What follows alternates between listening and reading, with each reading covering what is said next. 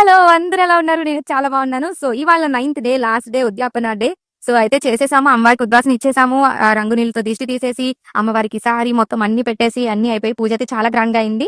So దీపాలు అయితే కొండెక్కిపోయి, ఎందుకంటే టైం 11:30 అయింది. పూజ అయితే 7:30కి అయిపోయింది. వీడియో ఇప్పుడు చేస్తున్నాను, మీ అందరితో షేర్ చేసుకుంటాను కాబట్టి. సో అమ్మవారికి చూసారా ఎన్ని ప్రసాదాలు పెట్టాము. 9 రకాల ఫ్రూట్స్ అయితే పెట్టాము.